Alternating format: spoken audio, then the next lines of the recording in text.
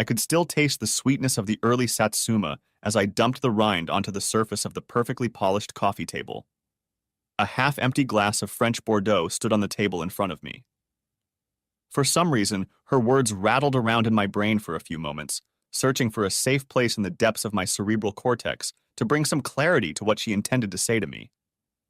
I didn't care. I'd heard it all before. I just hadn't been paying attention until recently. Maynard, I'm going to go away for a few days to the lake house to unwind a bit and get cleaned up. My wife of 14 years told me as I sat on her horrible wicker couch. There were 3 suitcases by the door. She held the keys to her new car in her hands and a straw hat on her head. Maynard, would you be a dear and help me carry them to the car? I looked at her like she had a huge snotty crust on her forehead.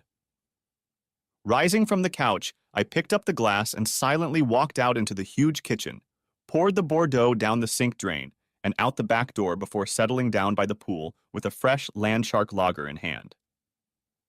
By the time I finished the first bottle, it was gone. I've grown to hate Bordeaux wine, and it's a shame. It's one of the best French wines. It ages very well, and for some reason my wife Cynthia started ordering it regularly when we had dinner at a restaurant, and bottles of it started showing up in the house. I think my festering hatred for it took root when I found 2 stems of the leftover vintage on a dresser in one of the guest rooms, along with a pair of gold cufflinks with my initials MB engraved on them. I didn't own or wear gold cufflinks ever. The phone buzzed in my pocket. Maynard, please remember to feed Thomas and make sure he gets a little walk before bedtime. You know what happens when he doesn't. I just passed out. Thomas is her dog, and the damn thing shits on the kitchen floor if he's not let out every night to do his business. He usually walks in the garden during the day, so it's not a problem. It's not my problem, though. Thomas is at the society's center right now, looking for a new human to be miserable. Cynthia just didn't know it yet. After the next 2 mugs, I started to think more rationally. Along with the Bordeaux and that damn dog, another thing had been getting on my nerves lately. This huge, monstrous house. Cynthia had inherited it from her grandmother, and it had been in the family for over 175 years, with each generation adding new houses to it except this one.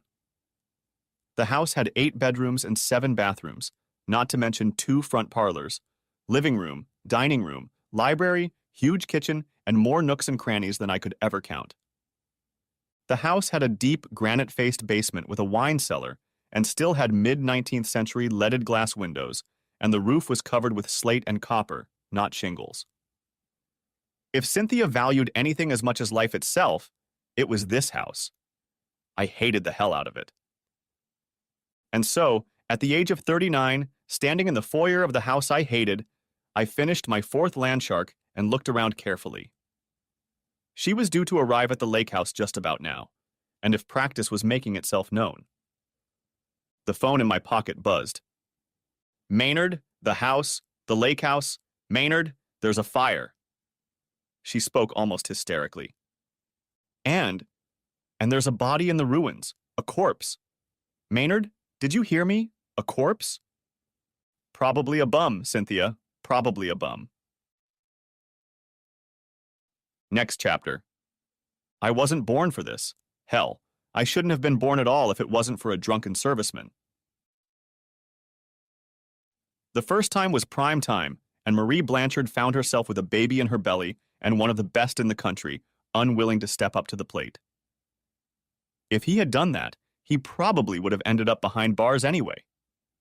Instead, he ended up in the clutches of a very angry and determined Charles P. Maynard, who grabbed the boastful son of a bitch outside a dusty bottle shop in Port Allen, Louisiana, and offered him death at the hands of a 58-year-old grandfather with steel blue eyes and an iron grip. But no one ever saw hide or tail from him again. Charles P. Maynard was an irritable man who eventually died at the age of 87. He was also my great-grandfather, and the only real father I ever knew. My mother's relatives were killed in a car accident when she was young, and Charles became her guardian. I don't know the whole story, but it was decided to name me Maynard in his honor, Maynard Blanchard, 2 family names. The Maynard family grew up to be scrappy, moderately successful people. Charles was a lumber merchant. Rich in land, he said, with an empty wallet. Of course, he was exaggerating. We never lacked for anything. Every year he took us on vacation to the Gulf Coast, and Christmas was always plentiful. My mother married a pharmacist when I was 13, and I chose to stay with Charles in Baton Rouge rather than move with her to Mobile when given the choice. In retrospect, it was a good thing. She ended up running off with a trucker to Mexico and then settling in Sacramento, California. I still get picture postcards from her from time to time to see how she's doing, even though we've only seen each other a couple times since Charles died. It was graduating from LSU many years ago that set me on the path I am on now. I earned a degree in civil engineering and was hired by a New Orleans firm that needed a road warrior, someone who could live out of a suitcase and work anywhere at short notice. The pay was good, the work was interesting, but I literally had no home or place to live. I lived exclusively in a hotel room unless I was returning for the weekend, in which case I stayed with Charles. Next chapter. I caught a glimpse of her at a hotel bar in downtown Jackson, Massachusetts. By that time, I had been working on the road for a couple years and doing work at a large construction site a couple blocks from the hotel. I took another sip and slowly made my way toward her, stopping here and there. I didn't want to be obvious. She kept in the company of 2 other women, girls, I'd say. All of us were in our early 20s. "Don't you work at the new site?" she asked straight to the forehead before I could introduce myself. "Yes, ma'am. I do engineering work for them. I'm Maynard Blanchard. Nice to meet you." I shook her hand politely. "Nice to meet you, Maynard. I'm Cynthia Dawes, and these are my friends, Priscilla and Candace.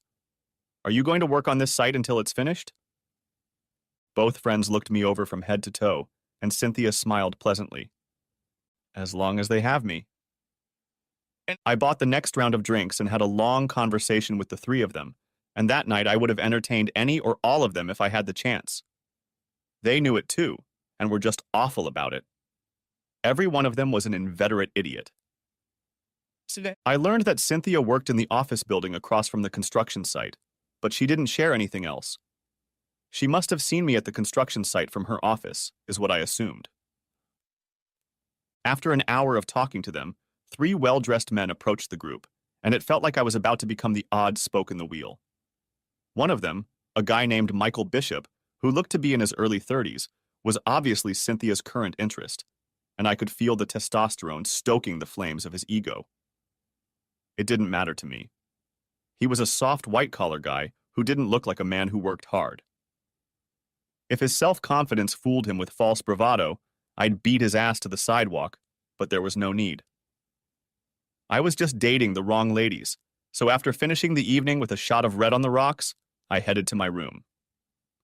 The next night I was sipping a beer at the bar of the same hotel, trying to catch a little bit of the game on TV, when she lowered herself into the seat next to me. This time, she was wearing only jeans and an Ole Miss t-shirt and sandals. The bright red lip gloss was gone too, replaced by a soft pink shade. "Do you miss me?" she asked. "I've been pining for my beer all night." I chuckled. "The more important question is, does Mr. Bishop miss you?" "Oh, don't worry about him. He's busy." I didn't worry about him one bit, and 45 minutes later we were upstairs. A couple nights later it happened again, and it went on like that for the next month or so, until Cynthia stayed the night at my place. Over breakfast the next morning, she shared a couple of interesting pieces of information. First, she worked for her dad, who was also the real estate developer who owned the project I was working on across the street from her workplace. Second, she was announcing her engagement to Michael Bishop at a dinner party on Friday night. "So why are you here with me?" was my immediate question. "Because I like you, and you're really good." Those are 2 very good reasons under other circumstances, but as soon as a ring is put on her finger, they turn into pathetic excuses. I liked her too, and she was damn good in bed. She continued, "Maynard, it's really not that simple. I was fascinated by you as soon as I saw you trying to sneak into our side of the bar the other night. When I first saw you, I knew you were special, different. But Mr. Bishop has a little more special sauce, huh?" I wasn't being flippant, Or at least I wasn't trying to feel offended or upset by this turn of events. In fact, I was curious. It's complicated. I'm sure it is. Really, really, seriously. Oh, shit, she replied with a half smile. Bishop and Dawes is Dad's company now, since he bought out most of Michael's father's stock years ago. Michael is the senior vice president at the company, and we've known each other forever. Well, he was my first at a tender age, and over the years it was always assumed that one day we would be husband and wife. Dad has always taken Michael under his wing since Mr. Bishop died a few years ago. Maynard, you probably wouldn't understand. It's the way things are in our families. I've been engaged to him always. This only formalizes it. So I was something like the experience of sowing oats for a bride-to-be? Don't get me wrong. I enjoyed every minute of it. I just felt there was more to it, that's all. There is. I just didn't expect it to get so messed up. I knew what she meant to say. Money people are different from the rest of us, or they're different from us, or whatever. She was forced to marry a guy she really liked, and she tried something else she liked better, but in the end it didn't matter. In another month I'll be out of this job, and Cynthia Dawes will be Mrs. Michael Bishop of Bishop and Dawes. Company, I'll be in another city with another woman, and with my eyes set on the next destination. At least that's what I told myself. Here's to the bride-to-be, said I, raising my juice glass. Next chapter. The job ended 2 weeks early, and after resting up for a long weekend in Charles, I took a job as a project engineer for a hotel under construction in Memphis. It was a somewhat melancholy endeavor after the whirlwind of the previous few weeks with Cynthia. I pretty much stayed in, eating dinner and occasionally drinking beer at the bar. Eventually, some young Turks working on the project grabbed me one night and dragged me down to Beale Street where they got me drunk on liquor, and I made a fool of myself. I ended up going to bed the next morning with a rather attractive middle-aged woman who had no idea what my name was, but that didn't stop her from continuing the celebration until breakfast. She was a recently divorced Bella who had just discovered that there was a whole world of men who didn't view her as annoying property, someone to turn to. Her ex-husband had left her a year ago for a younger model, leaving her with a nice score, and now she was discovering herself and using me as her current measuring stick. I liked her resilience, or whatever they call that vigor that some women have when they discover after years of propping themselves up on the elbow of their insignificant other that they are worthy of attention in their own right, despite their ex-spouse's neglect. Bella had 2 daughters who were currently visiting their father and his new wife. So she had the weekend free, and over breakfast, we decided to spend it together, exploring the town, the river, and the surrounding area. Maynard, what are you going to be when you grow up? She asked. She asked over the rim of her morning latte with a mischievous grin. I was thinking of becoming a gentleman farmer, but I'm not good at growing weeds on a regular basis.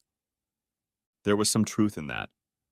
Charles had tried to interest me in cultivating a large tract of land on the plains of Port Hudson, just upriver from Baton Rouge, before he got to Bluffs. He had 300 acres of good farmland that he bought at auction and leased to a cattleman. I just couldn't get interested in it at the time. I was going to LSU instead, and soccer and chicks were much more interesting. My first boyfriend was a farmer from Greenville, Massachusetts, where I grew up. His dad grew soybeans and anything else that would generate income. We were pretty serious until I left for school after graduation and got bitten by a shark. A shark? Yeah, my ex-husband. He was finishing up law school, and I had just arrived on campus as a pure small-town girl who had never met a real man before. Damn, that's not fair. My first now is a great guy, happy, successful, married, 4 kids, his own business. So the shark ruined you for boys? Well, I guess so. Married me 2 years later, and a couple years after that we had twins. For some reason I thought of Marie Blanchard and how much better her life would have turned out if she had been in similar circumstances, even if her asshole husband had run off with some young stranger. Bella and I spent a great day on the river, and in the evening we took a boat tour for dinner, after which we went to my room for the night. By morning I was fully recovered and marveled at the middle-aged women and mothers. Sunday it happened again. and by Monday morning she was back in her world of mother and career woman, and the age difference of a few years was probably an obstacle to something more. Nevertheless, she left me her business card. Over the next 4 months, I finished my work in Memphis and returned to Baton Rouge to rest, and then took a planning job in the New Orleans office. This allowed me to avoid traveling across the country for the next 6 months, and by then, my feet were itching for other pastures. I didn't have to wait long. Maynard, you're going to Jackson again to see that client. Sam, my boss, told me this over lunch at Ryan's Pub on Bienville Street. What happened at the site? I asked curiously. Bunk. I don't know if there was anything special about it or not. I know the client wants to redo some of the plans and wants the same guy who worked on the first job. Consider it a good recommendation. He laughed. 2 weeks later, I was in Jackson, staying at the Marriott Hotel downtown, sipping a beer at the same hotel bar where I'd parked during the first job. In the morning, I had a client meeting to attend, none other than Bishop and Dawes. Ever since I'd arrived in town, I couldn't get the memory of Cynthia Dawes out of my mind, and as I walked through the brass doors of the B&D office building, I half expected her to stand there and greet me. But that didn't happen.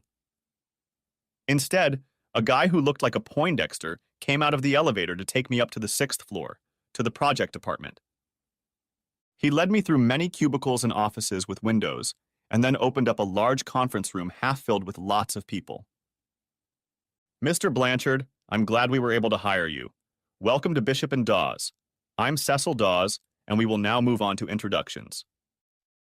I estimated he was in his late 50s, maybe early 60s, and was without much of the pretension one would expect from people of good wealth. Coffee and Danish food were brought to everyone, and as we sat down, Mr. Dawes began the introductions. If he hadn't recognized me when we first met, Michael Bishop hit it well. The project itself was worth the trip. B&D wanted to build a large atrium on the other side of the creditor's state building and connect it with a sky bridge or wide underground fairway with retail and grocery stores along the way. Their architects drew sketches of both proposals, and throughout the day, we discussed the specifics of the project. At the conclusion of the day's work, Mr. Dawes excused himself for business, and several staff members and I planned dinner for the evening. Michael Bishop excused himself on personal business.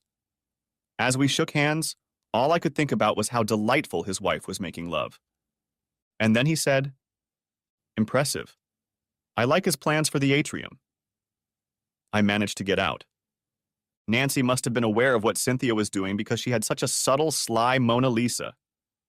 The thing is, I made it a rule never to have fun with married women. When you entertain a married woman, Maynard, the following happens. First, you mess with something that doesn't belong to you. You might as well break into a man's house and piss on his carpet. Second, you have no respect for yourself for having fun with a woman who can do that to her man. And finally, you better get out of town quick, because more men have died because of this than because of Popo. Find yourself a woman who isn't attached to some other idiot, and your personal life will be pretty damn enjoyable. There are millions of them out there, trust me. I was about 15 when he told me that, and I was doing housework for a woman whose husband was a truck driver. Charles knew of her reputation as a stranger hunter and her predilection for much younger guys.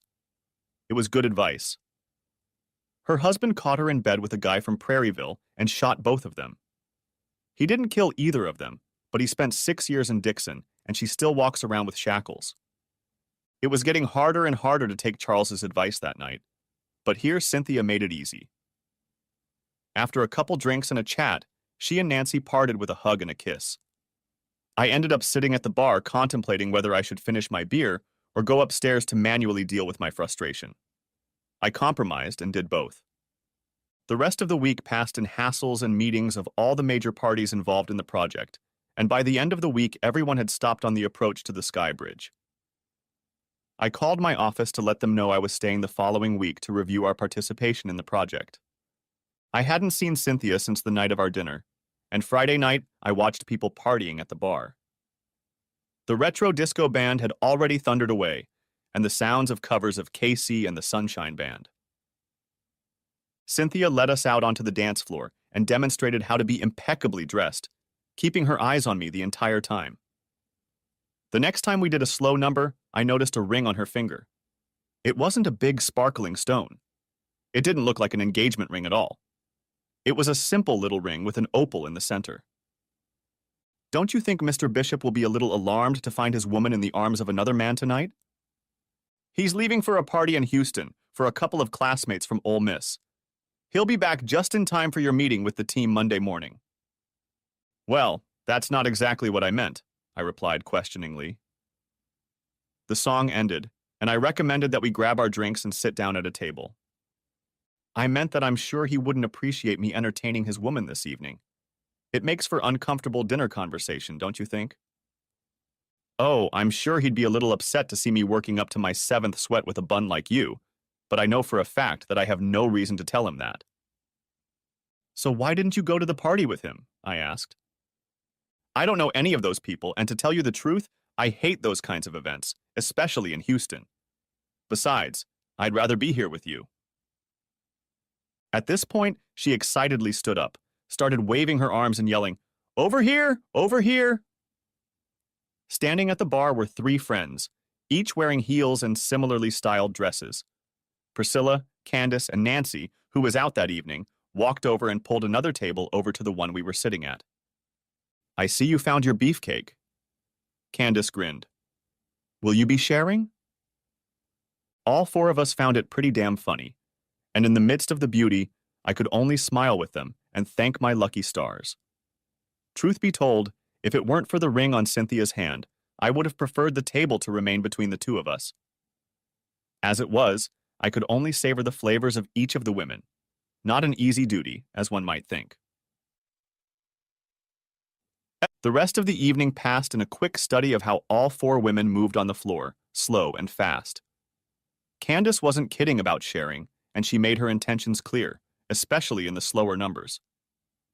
Unfortunately for her, and probably for me, Cynthia stepped in. "There are plenty of males here for her to play with," she whispered in my ear while I was on the dance floor. "Maybe, but she seems interested in Cajun cuisine, and I know a thing or two about savory recipes." "I know it all too well, don't I?" That's how the conversation went, and by the time we sat down at the table again, Candace and Nancy had managed to hook up with a couple of very lucky young men, and I was calculating my losses. "Don't look so glum, Mr. Blanchard. The night is still young." Cynthia smiled broadly. "Priscilla, let's dance." With those words, I left Mrs. Cynthia Dawes Bishop seated at the table, and Priscilla began to rouse me. "Do you know that she intends to repeat the fabulous night you 2 had before she and Michael had the announced dinner?" "Maybe so, but my long-established code of conduct tells me Michael Bishop has nothing to worry about." She only grinned to herself and looked around the room with a brief glance. "Oh dear, I don't see Mr. Bishop at all," and she burst into gleeful laughter as we returned to the table. By then, the others had returned, and Cynthia ordered around the table. "Here's to a lovely evening, ladies. Mr. Blanchard and I have more important business to attend to." This way, came in unison from all 3 young women as I sat in bewilderment. All 3 rose and rejoined the crowd. "Now, Maynard, shall we go and see if the maids have fluffed your pillows well?" She was transforming into a seductress before my eyes, and Charles's admonitions were ringing in my ears. Don't entertain a married woman. Don't. "Cynthia, I don't think you've forgotten how I feel about running after another man's woman. I'm just not like that." She looked at her ring finger, and her face instantly perked up. "Oh, this? Oh, I can take care of that." She took the ring off her finger and put it in her clutch. "There, now I'm no longer married, and you can run after your woman, Maynard."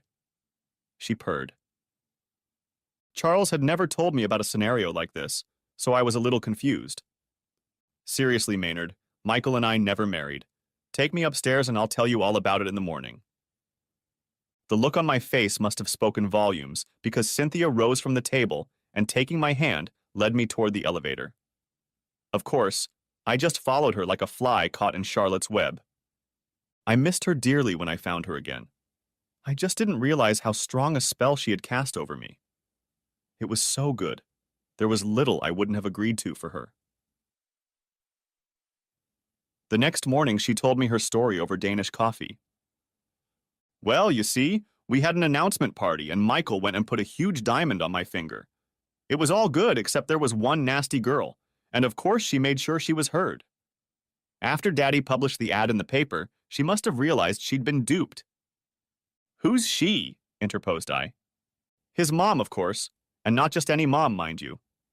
Michael knocked up Miss Monique Pressler, whose family bank finances almost every major project in Mississippi, including several of Dad's businesses, including Lending State.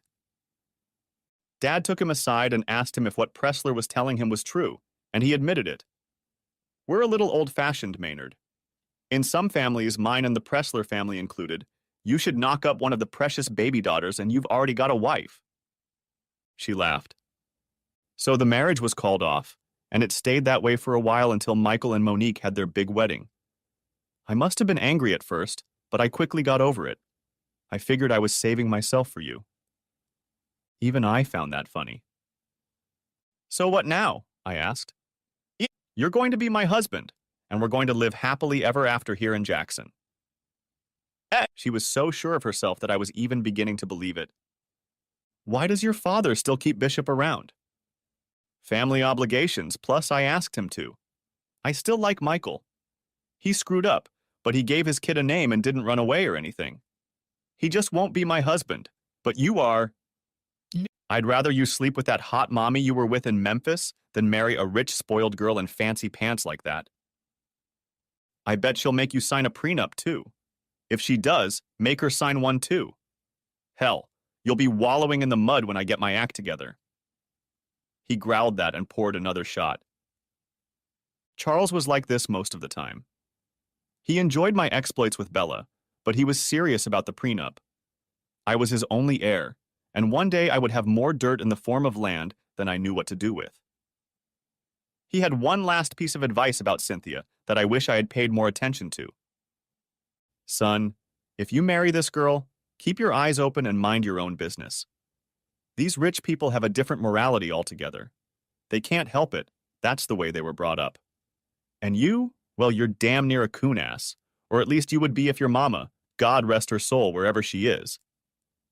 California, Charles, I interrupted. Oh yeah, anyway. We have our own ways of dealing with rich, swaggering assholes. If some guy in a damn fancy suit starts running after your woman, just remember this. There's more than one alligator in these coves that don't mind eating blue blood. Yeah, he's old school, I thought at the time. Cynthia and I got married after a long talk with Papa Dawes. I had to remember not to laugh when I remembered that nickname, but he was serious. There were rules of propriety to becoming a member of the family, and it was my great privilege. All in all, Cecil Dawes was a good and fair man. I agreed to keep his daughter in Jackson when my company allowed me to work in the local office in Jackson rather than commuting to New Orleans. I still had to travel a lot, though Cecil did his best to convince me to join him, though I refused every time. Eventually, the company promoted me to regional manager, and I stopped traveling for the most part. Next chapter. The first few years of marriage were what many would call blissful. We picked each other's bones regularly and often. Sure, I had to put up with the expected dinners and grand events thrown at the Dawes estate with all their pretentiousness, but I didn't mind Daddy Dawes at all. I could talk to him like a man, not some cowardly subordinate, and he didn't take offense. Shortly before our 4th anniversary, there was a rapid separation of events that disrupted all expectations and plans for the future. The first event was the sudden death of Cecil Dawes on the afternoon of a charity golf tournament. He dropped dead of a heart attack, rolling over like an empty sack. His wife, Emily, did not miss a beat. Kinship ties should be noted first and foremost. Cynthia's mother died when she was just a little girl, and Cecil married Emily when Cynthia was 14. The love between the two women never faded over the years, but Cecil had the wisdom to take care of Cynthia, ensuring his second wife had enough influence and prestige to keep her happy and listened to. Upon Cecil's death, my wife inherited 45% of her father's estate. 35% went to Emily, and he left me 20%. This was also the voting shares of B and D. Emily also won a seat on the Bishop and Dawes board of directors and colluded with the majority of the board to put Michael Bishop in charge of the company. After receiving dividends from the inheritance, Cynthia retired from the firm at the ripe old age of 27 and engaged in charitable community work. Emily, on the other hand, married Michael Bishop's father-in-law, the respected Fox Pressler. As a result, there was cross-pollination on the boards of both family firms. Cynthia simply showed no interest unless there was a board meeting or investor conference she was required to attend. The second major event was the death of Cynthia's maternal grandmother. Mabel Nason had been Old Capital since the war between the states, when a great-great-grandfather or some such had providentially converted most of his holdings outside his antebellum home into bullion, which was stored in ample quantities away from the prying hands of the Union. Mabel left the sprawling house to Cynthia, and spouses Maynard Blanchard and Cynthia Dawes Blanchard settled into about a third of the rooms of the stately mansion along Natchez Trace. Finally, my mentor and only blood relative east of the Mississippi, Charles P. Maynard, passed away, tired of life, at the age of 87. He left me everything he owned, including a house in Baton Rouge. He once told me that he would leave something to my mother if he could find out where the hell she was. Mother returned to Baton Rouge for the funeral, and I have to say that for a 45-year-old woman on her third marriage, she looked very good. She was California-style healthy, with a good tan, and she had everything going for her. The man with her was some 60-year-old gold digger who probably kept her around for the sake of his wallet. Marie Blanchard Parker Simpson had struck gold in Sacramento with Arthur Simpson III, who had bequeathed her a bloody fortune when he died of a heart attack 3 years earlier. Charles lived to laugh about it, and here she was presiding over his rather unobtrusive funeral. He'd allowed only Mom, me, Cynthia, his lawyer, and the little widow he kept on the side even in his old age to attend. After we covered him with several buckets of his own dirt, well, technically it was supposed to be my dirt, we all sat down in the living room of Charles's big house, and the attorney read his will. As mentioned, I was the sole heir, but there was a letter addressed to me in it, asking me to give people what I saw fit. We did not discuss the details, but I saw fit to give a small allowance to the comforting widow. The mother was not interested in anything, so we concluded the matter and went back to our business. When the dust settled, I was what Charles always called a land-rich man with an empty wallet. I had land holdings in Louisiana, Mississippi, and East Texas, mostly timberland and some leased farmland. Had a modest bank balance and 2 commercial buildings in downtown Baton Rouge along with a house. I instructed the attorney to keep it all in a portfolio, and I would periodically manage the investments. The rental income continued to flow into the bank account as before, under my control. I really didn't have time for it. Work kept me busy, and with Cynthia's schedule, I left most matters up to the attorney. Next chapter. All the members of Cynthia's rag parade, as I called them, married successfully and led leisurely lives somewhere in the crossroads of the South, as Jackson is sometimes called. Priscilla and Candace both married wealthy attorneys, each at least a dozen years older than their brides. Nancy hit it off with a former Ole Miss soccer hero who was a state senator at the time and was going to run for Congress when he managed to raise enough money to pull it off. In their spare time, they preferred to lodge at the Nason house on Natchez Trace, with Queen Cynthia holding court. I suppose I didn't mind much. They were all great eye candy, and given the near absence of poolside clothing, I enjoyed many a day just sipping a beer in the eye shade. Married life continued quietly for both of us, and for the next few years, there was nothing unusual or questionable until what I called the conversation occurred. "Nancy, have you decided who you're going to take to replace Bo?" asked Priscilla one afternoon. Asked Priscilla one afternoon by the pool. I was working in the pump station trying to fix one of the salt filters and just minding my own business. "Girl, I tried out a couple of them last week and Ben turned out to be a damn fool. He could only get it up once, and that was just to get it started. Santos, that guy on the other hand is a different matter. That bastard plows on autopilot one after the other, just like a goddamn ever-ready. Damn, that sounds like goddamn Michael, huh, Miss Blanchard? Said Candace a little louder, turning to my wife.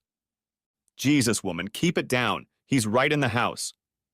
She replied, nodding at the house and turning to me, breaking into quiet laughter as she did so. These are things husbands don't need to know about, you know? Amen, Priscilla added. Although, girl, I don't see why you need Michael with your own supply of prime to take care of this case. There isn't a respectable woman among our acquaintances who doesn't keep a man on the side unless she's some poor girl who can't afford it, interjected Nancy. Cynthia giggled along with the others, then added, If Michael hadn't entertained me, there wouldn't have been anyone else. That's just the way it is. So, Nancy, is Santos the one? That was the end of the conversation, and I retreated into the house through the service entrance. We had been married for over 12 years by then, and given how I was feeling at the moment, another 12 minutes might have been too long. I poured a cold beer and retreated to my private mail space in the wine cellar, deciding that the conversation needed a plan. The young woman was in her early 20s, but looked many years younger. The young woman was a regular at a bar in downtown Baton Rouge, working at a law firm and spending her free evenings learning the intricacies of nine-ball and becoming quite adept at handling the cue. She beat me in 3 games, and eventually I started buying her drinks until the young lady agreed to entertain me in the large bedroom of the house Charles had left me years ago. Part of the plan was to get back on the road, or at least give the appearance of doing so. Rather than waste miles on frequent flights, I decided to make frequent visits to the old house and look after the briefcase the old man had left in my care. I spent half my time in Baton Rouge, a third managing my assets, and the remainder in the delightful lair of my beautiful and adulterous whore wife. Cynthia's father owned a house on the banks of a reservoir at the headwaters of the Pearl River, which she had purchased from Emily Pressler. It became her personal refuge and retreat. I wasn't attracted to the place in the slightest, just a house on a large, secluded lot in the lake area. She seemed to spend a lot of time at the lake accompanied by one particular suitor. The escape in my mind was down into the Atchafalaya Basin, where Charles always kept a large boat tied up, only accessible by boat, and unless you were an experienced raccoon, you needed a GPS locator to get there. That's where the key elements of the plan came into play.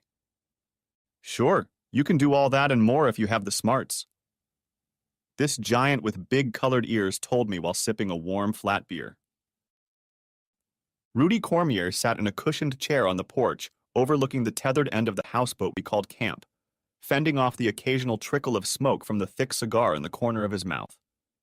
He was the baby of the family, the youngest son of Manfred Cormier, nefarious but trustworthy if you were related or close to him, and a longtime friend of Charles when he was alive, especially in his youth. We're going to have to push all this stuff off the shore and move it around so it doesn't resurface. You know what I mean? Rudy continued.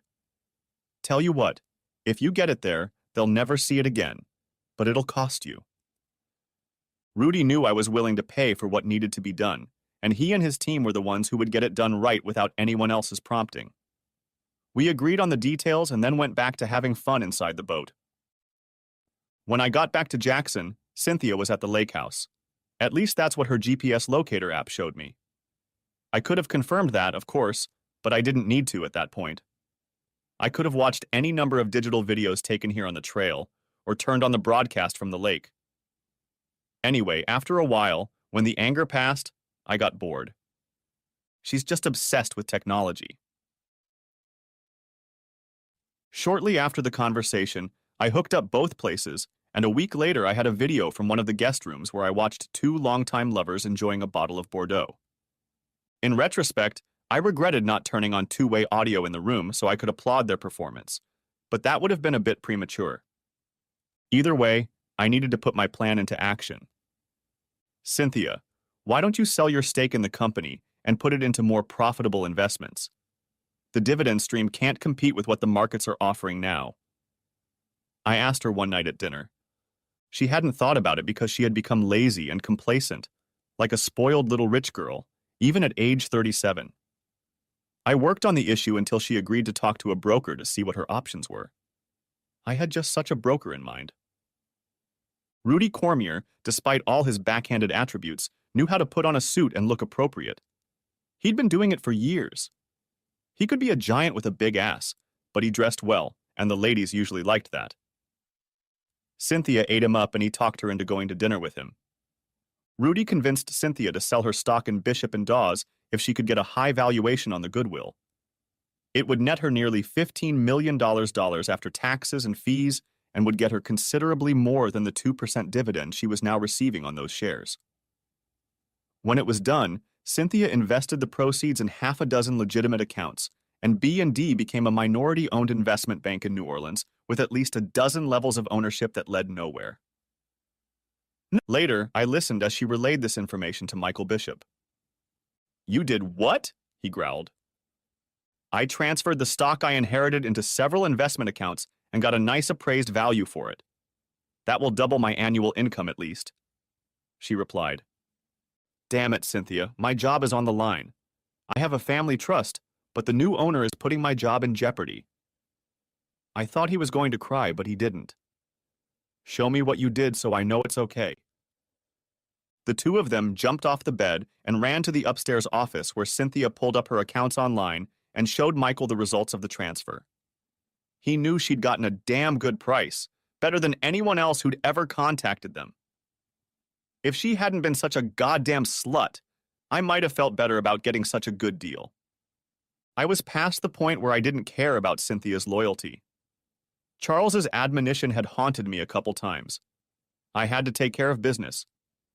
Watching her have fun with her lifelong lover, which by the way was supposed to be me, fueled my desire to make things right, which meant I needed to turn my attention to Michael Bishop. All I needed was an alligator with a predilection for chicken shit. He had been CEO of B&D for over 9 years and had settled comfortably into the position with only moderate success. However, with the support of his father-in-law's wife and Cynthia's adoptive mother, Emily Pressler, Michael Bishop decided that an atmosphere of arrogance and privilege suited him better than others. Add to that the fact that he was entertaining my wife, one of his chief benefactors, and the stench of his lover was beyond me. Still, I had to hang on. I continued to give my powers of attorney to Emily Pressler, and with her, Bishop continued to play his part in the big corner office. A certain investment firm on Canal Street in New Orleans was in no hurry to change things just yet. Cynthia was getting sloppy. The two of them were leaving an empty bottle of their precious French Bordeaux in the guest room, thinking the maid would pick it up. He even forgot a pair of 24-karat gold monogrammed cufflinks, leaving them on the bedside table. As it seemed to me, feeding time was coming to an end. Next chapter. The trigger was pulled when I met with Emily Pressler and informed her that I was turning my proxy over to Manicourt and Sizemore, a private equity firm out of New Orleans. They would make their move at the next quarterly board meeting. I already knew that Emily would immediately inform Michael Bishop of his impending doom, and the first person he'd blab to would be my wife. "Those bastards! Your husband gave his proxy votes to those idiots you sold your shares to. Do you realize what that means? Do you understand?" Cynthia looked at him a little puzzled. "You have a family trust, Michael. What's the problem?" He looked at her with amazement on his face. "Cynthia, my salary is 3 times what I get from trust sources." He threw his wine glass into the fireplace with anger. "That's all well and fine for you. You sit on millions and live at your pleasure." She tried to soothe him, but in doing so, she added fuel to the fire of his anger. "Don't worry about it. I'll take care of you." She may have meant it, but for an aunt who considers himself an alpha dog, being perceived as a kept woman is a bit humiliating. He removed her from his lap and jumped to the floor before grabbing his jacket and walking out the front door. I, of course, was watching the action over the remote channel. "You need to go back to Jackson and play at home, Maynard." Rudy Cormier said this with a small smirk and a hint of gold in the upper corner of his mouth. "It's time to play ball." With those words, the wheel started turning, and I headed back to Natchez Trace. Cynthia had left for the afternoon, and the house was quiet except for the little shit dog who sat there looking at me like I was trespassing. One of the amigos had gotten her a purebred little Yorkie for her birthday, and he never learned to stop shitting on the kitchen floor. An hour later, he was locked up at the local animal welfare society, and I was back in the house. Call me an angry, neglectful creep, I don't care. I never heard her come in that night, and when I woke up the next morning, I was out of the house before she could wiggle her toes. By the time I got back around lunchtime, she was getting ready to leave the house again. Maynard, I'm going to go away to the lake house for a few days to unwind and clean up a bit. My wife of 14 years told me as I sat on that awful couch. And I could never get over the fact that Cynthia liked the setting, but it was her home, and it wasn't a big deal to me as long as I had my own safe zones to retreat to when I needed to. Right now, it didn't matter in the slightest. A few minutes later, she drove out of the house and headed for the lake, while I lounged by the pool and quickly straightened up a six-pack of Land Shark Lager's beer. I know it's a light beer, but I like it anyway. I needed the beer to answer her last call. Maynard, the house, the lake house. Maynard, there was a fire. She spoke almost hysterically. And there's a body lying in the rubble. Maynard, did you hear me? A dead body? Probably a bum, Cynthia. Probably a bum, was my half-drunken reply. When Cynthia pulled up to the lake house, it was already completely engulfed in flames. It was a smoking hulk of ashes and charred logs, with police and firemen crowding around it. Picking through the wreckage, the firemen found a partially charred body in a bedroom. In a state of hysteria, the police officers tried but failed to get any cognitive answers from Cynthia and postponed the questioning until a later hour. By the time they succeeded, investigators quickly determined that arson was involved. Whoever set the fire was careless and amateurishly used too much accelerant to start the fire. 2 investigators showed up at the house around 5 p.m. that evening and asked to question me about what I knew or understood about what had happened. Fortunately, my attorney had arrived early to discuss a number of investment matters, including my current ownership of Bishop and Dawes stock. Of course, everything coincided in timing. Mr. Blanchard, can you explain your whereabouts from the time you left the house this morning to the time you returned just before noon? My attorney intervened. Is Mr. Blanchard under suspicion of any wrongdoing? He is considered a material witness until we determine otherwise. I'm sure you understand, counsel, replied one of them. My attorney simply nodded at me. I had breakfast and a business meeting with Emily Pressler at her home with her husband Fox Pressler until he had to leave for another event. I arrived at 9 a.m. and left just before 11:30. Of course, they can both confirm that, and I'm sure the GPS readings on my phone will confirm it as well. Are you familiar with a man named Michael Bishop? Of course I am familiar with him. He's the CEO of a company I own a stake in, my late father-in-law's firm. He's an old childhood friend of my wife's. He's Fox Pressler's son-in-law. They muttered among themselves, asked a few more clarifying questions, and after a few pleasantries withdrew. Cynthia appeared just after they left. Maynard, the police, they think the body in the fire is Michael, our Michael. I looked at her with an expression of almost disgust on my face. Who's Michael? Michael Bishop. You know who I'm talking about. Of course I do, I smiled. She gave me a strange look and went upstairs. I didn't follow her and walked my lawyer to his car, then walked around the pool and settled down on the patio. Over the next few days, circumstances and evidence shifted as investigators and others traveled to Natchez Trace. The forensic lab and the coroner determined that the body found among the debris at the lake was not Michael Bishop's, but that it belonged to an unknown, unidentified man who was found with Michael's bridge in his mouth, carelessly placed there along with his wallet. It was a very feeble attempt to give the impression that Bishop had died in the fire, and to add to the mystery, he had not been seen since he left his office a week ago. Investigators contacted the Presslers and discovered that Michael was soon to leave B&D after the quarterly directors' meeting. And 2 days earlier, to Cynthia's horror, it was revealed that her investment accounts had been emptied, transferred to several offshore accounts, and then reallocated elsewhere a few days earlier. One piece of curious evidence was a piece of paper in a desk in Michael's office that had an account number on it. FBI experts traced it to a Costa Rican bank account that received $1.5 million from a Cayman Islands bank and was then emptied of money transactions over the past 3 days. They also found a record of an airline ticket purchased in the name of Michael Bishop and a man matching his description who had boarded a flight to Costa Rica a week ago.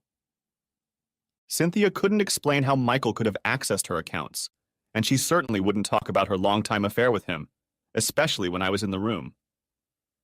At this point, her only hope was that they would find him and her stolen wealth. Long after they had left, I found her sobbing in her study. "I have to go to Baton Rouge in the morning, Cynthia. Are you going to be okay here with all this going on?" She nodded her head. "Maybe the three amigos can stop by and help." I slept like a baby that night and loaded a couple suitcases in the morning, and if Cynthia noticed anything missing, she didn't mention it. The car stopped in the driveway, and I looked back at old Mabel Nason's house and remembered Charlie's frequent saying. She was land rich with an empty wallet, literally, and laughed almost all the way to Baton Rouge. In retrospect, I felt like a cheapskate for a while, so I topped up the bill for Cynthia. The amount wasn't enough to pay for her trouble-free life, but if she took it and the fire insurance payments, she could provide enough of an allowance to live modestly in her expensive home. I also didn't want any unwanted attention drawn to us. I had planned to file for divorce against her, but decided to leave it at that. I didn't want publicity, so I made frequent trips to Jackson to pay my respects to the couple. One evening we spent with Cynthia on the banks of the Pearl River, where we had a come-to-Jesus meeting. It was well after the police and FBI had left and gone about their business. "Cynthia, why was Michael Bishop found on the lakeshore?" She didn't want to answer at first, and before she could answer, I stepped in. "I'll put it as plainly as only this simple Louisiana boy can. I'm going to assume that you've been having an ongoing affair with that son of a bitch for years. Now, before you answer me, think carefully. You don't know what I know, and you better believe there are enough good old boys in the bayou who can make a small group of silly Jacksonian girls squeal the truth until their lungs burst with energy. Do you know what I'm talking about? If so, tell me the whole damn truth, starting from the beginning." Her lips quivered and I thought she was about to cry, but she didn't. Instead, she went to the beginning and confirmed what I already knew. What I didn't already know shocked me, and afterward, I walked her home in silence. When I was in Jackson, I was a loving husband, but the dynamic had changed. I was not Cynthia Dawes Blanchard's husband. She was Maynard Blanchard's wife, and she wasn't going to forget that as long as I allowed her to remain so. How long that would last, I didn't know. Michael was now considered the instigator of the fire, the deception and theft of Cynthia's account balances, and was on the FBI's active wanted list. Somehow I doubted he would surface. For the most part, Cynthia was back to her old self, but every now and then I noticed the fear lurking somewhere inside her gaze. She was still beautiful, men were still chasing her, and as far as I could tell, her friends were still having fun with their husbands. But since she was still under surveillance, I never once saw her take part in their festivities. I was reminded of her words that she said when I first heard this conversation. "If Michael hadn't entertained me, there wouldn't have been anyone else. That's just the way it is." That may have been the impetus behind the creation of the plan. Next chapter. The creaking of wooden planks made the boat sail in the wind, while squalls of tropical rain flooded everything in its path. It wasn't a hurricane, but any tropical storm is worthy of respect in the wilderness. When I was a boy, Charles used to bring me here to the Atchafalaya Basin. "To make a man out of me," he said. And it worked. One day, when I was 14, he left me here alone for a week. I had a couple pounds of beans and a short bundle of sausages and all the condiments I could get in the galley, mostly Cajun seasoning and hot sauce with pepper, salt, and thyme, and garlic and onion powder. I also had plenty of food on hand, as long as I could keep them from biting off. Crayfish and catfish were in abundance for the patient man or boy. Through this experience, I learned to live on my own in America's largest bayou network. I was not alone in this regard.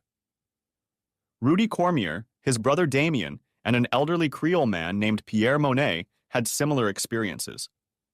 Each of them could slip away unnoticed, come and go through these swamps without being caught, and on the other hand, nothing escaped their notice. Pierre Monet sat in a corner on a short stool, listening to the incessant rain pounding on the tin roof, his bloodshot white eyes framing his coal-black face. Only the gleam of reflected light gave him a human appearance. His gaze was fixed on a figure in the opposite corner, flinching at his silent stare. A few moments earlier, Pierre's long, bony fingers had been playing a small ukulele, breaking the silence along with the accompanying soulful bursts of lyrical wishes that made the man sitting across from him flinch fearfully. It stopped before I entered the room. I lit another kerosene lantern, and the chimney cast shadows on the walls around us. Rudy Cormier sat at the table across from me. The figure in the corner raised his face, and yellow splashes of light brought to life the jagged features of what had once been a proud little peacock. The sides of his face and the corners of his mouth were bruised in the pale glow, and his eyes were sunken and unfocused. I can't read people's souls or hearts, but I could discern the horror masked on his face. He knew what he'd been through, and he knew that life itself had been worse, but it was all in the past now, just like the rain that was already falling around us. This was not Jackson or Natchez Trace. It was not even within the confines of Western civilization. If not for the keeping of clocks and calendars, it might have been the Mesozoic, if not for the 4 souls inside the floating tin hut. "So what now, Mandamus?" asked Rudy from across the table. "When the storm is over, give him his bag along with a can of beans and sausage or something, and take him across the Bell River. See that he gets on the caisson chase. He ain't coming back. Now I need to have a little private talk with him." Rudy and Pierre rose from their seats and went under the awning on the port side. I stared at the broken man for a few minutes, watching what he had become. Pierre Monet led one of the commons, a Creole gang from Haiti whose tentacles stretched into some of the local communities. They tended to keep a low profile and mind their own business, although over the years they partnered with Manfred Cormier for certain needs. When I was a young boy, I remember Charles entertaining Manfred and the 2 dark-skinned Haitians into the evening. I never knew what the business was, but it was smoky and secret, and one of the Haitians cast a glance at me as I was hiding behind a curtain in the kitchen. His look scared the hell out of me, and I rushed to my bedroom, followed up the stairs by the laughter of each of the men. As lightning flashed around us, adding an eerie glow to the otherwise horrifying scene, I studied my captive for a moment longer before I spoke. "Mr. Bishop, or whatever your name will be in your next life, I'm curious to know something." He raised his eyes to me and stared into the void behind me.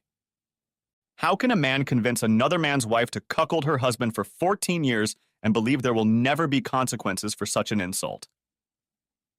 I don't know if he could have answered or not, but it wasn't necessary. I was being rhetorical at the moment. One person could let the lawyers handle everything and walk away, having been disgraced but still retaining the ability to hold his head high. Another could just put a bullet in your ear and piss on your corpse. Another could keep your balls in a jar standing on the shelf of an old tin rig like this one. And then there are people like me, Michael, who prefer you know that life is one constant woe after another, and you don't know when some unknown voodooist is going to add a new twist to your life. So that's where we left off today. But I still have a few questions. Do you understand me? He hesitantly nodded his head. "Okay, let's get started. You and Monique have 2 children, right?" Okay. "When you and Cynthia were still planning to get married, well, before you were forced into this failed relationship, did you both ever talk about having children?" He looked up startled. "Answer me." "Yes, we did," he replied, but the words were half out of his mouth, which was missing several teeth and one bridge. She wanted children. I wonder if she wanted kids. Why do you think she and I never had kids? At this point, I realized that the purpose of my interrogation had become clear to him. "If you don't tell me the truth, I'm going to cut the life out of you right here." She had a miscarriage, and after that, she couldn't have children. Well, that was the truth, but I needed the spoils. "How did she miscarry and whose baby, yours or mine?" I looked at him intently, and he knew the answer would keep him alive or cut it short. "It was your baby." How did it happen? She fell. I waited, looking at him. She fell after I hit her. Tell me the whole story. Michael Bishop got down to business and told me that Cynthia became pregnant while he was on a business trip overseas, and in anger he hit her, causing her to fall and a miscarriage to occur. He went on to describe how he demanded that her fallopian tubes be cut and tied, depriving me of my desired child. At that moment, she belonged to him, even though she was mine. There was no way she would have told me that if she hadn't been forced to.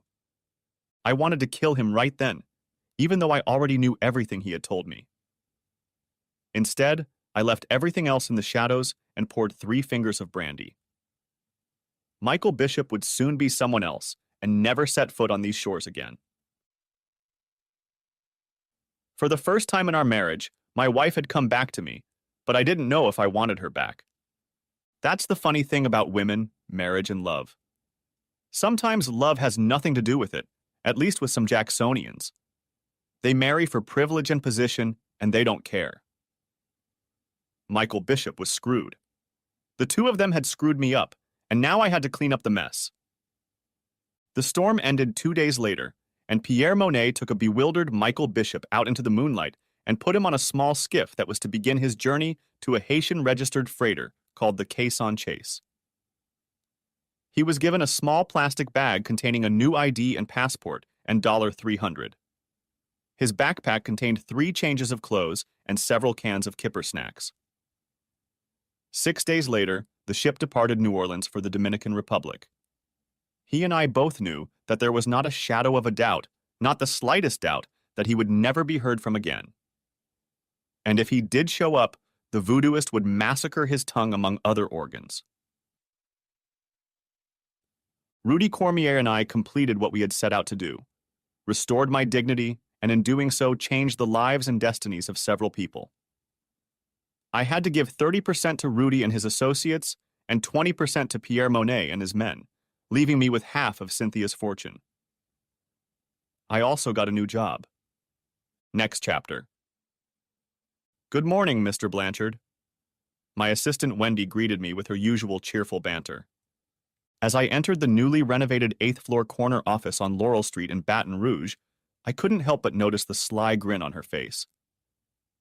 Manicourt and Sizemore had held a quarterly meeting and hired me to be the CEO of Bishop & Dawes, a move from Jackson to Baton Rouge. Truth be told, I didn't know anything about running a company, but I was a damn good engineer and could learn. Plus, with Cormier's seat on Manicourt and Sizemore's board of directors, I knew I had resources I could call on. Charles's old apartment got a fresh renovation, and I moved Cynthia away from Jackson. Surprisingly, she offered no resistance and was happy to accept the change of scenery. Now about Cynthia. She gave birth to a boy whom I named Charles Maynard Blanchard, about a year after Michael Bishop disappeared into the fog of a world dominated by society and its various Pierre Monet characters. Instead of trying to repair her fallopian tubes, the doctors recommended artificial insemination using her own eggs, and it worked to our satisfaction. I decided to stay married to her despite her long-standing infidelity, if only so that she would give me the child we had promised each other. If she became infertile because of her unfaithful actions, I would leave her to her fate. But that didn't mean we had a previous marriage. I was very reserved, but I had hired Wendy as my assistant for a reason, and typing had nothing to do with it. Did it make me a kinder guy? On the contrary, I became hard and callous, even though I could smile, have fun, and have a great time with anyone. I could make love to my wife and know she wouldn't be tempted again, and I could raise my boy knowing he would make a good Louisiana man. On the other hand, somewhere out there was a man with a new name, always wondering if there was a ghost from the past waiting over his shoulder. Epilogue. 18 years after Charles M.'s arrival, the creaky planks groaned softly as the wind gently pushed the dock toward the floating shack tied to the pier a few miles up the Bayou Chene. The storm had subsided hours ago, and now only a light breeze remained as the clouds changed to clear skies. "I have no idea why you men like coming here," exclaimed Cynthia. Charles M. only smiled at his mother and said, This is where life begins, Mom. Everything you need to get a taste of life is right here at your fingertips. Cynthia just shook her head and continued making jambalaya while I took the corn tortillas out of the oven. Rudy Cormier sat in the corner and sipped from a corkscrew. He claims it helps him cope with the progression of his Parkinson's disease, but his body still shakes and his arm remains unsteady. Nevertheless, he was able to cope best with his young son, Patrick Cormier, and his friend Monstul Monet, grandson of our long-gone acquaintance Pierre Monet. Together with Charles M., these three boys will be attending LSU in the fall. We continued on to dinner, and while we enjoyed a bottle of cognac on the deck afterward, I considered Cynthia. She was 55 and I was 57, and although she had put on a few pounds in recent years, she was still as attractive as when I first saw her. With the birth of our boy, I forgave her, but I never forgot her. I pulled her out of her society in Jackson, sold the Nason house on Trace, and since we had no family in Mississippi, we had no reason to visit her except for occasional visits when we were passing through. Instead, I turned her into a Louisiana girl. She studied cooking and customs and even earned an MBA from LSU. She became the hostess of Charles's old home, now mine, in Baton Rouge. Their relationship with Wendy lasted long enough for Charles M. to become a toddler, and we parted ways. She married a lawyer and left her job to raise her own family. A few years earlier, certain channels carried the news that an expatriate named Martin Baylor had passed away in Cayenne, French Guiana, leaving behind a local common-law wife and young daughter. He made his living as a bartender at a small hotel where his wife worked as a housekeeper. I asked Rudy to find a way to get a small widow's allowance to take care of her and the baby. As we were tidying up, Cynthia was putting away a few things and came across a small container that contained an ashtray, some photographs of Rudy and Pierre Monet. Among the items was a gold ring. It was a medium-sized man's ring with a ruby stone that said Ole Miss on the top and 1,987 inches, and the initials MB on the bottom, as well as a pair of gold cufflinks with the same initials. For a few moments, she stood looking out the window at the marshes and swamps around us, and then she put it back in the tin container and set it on the shelf.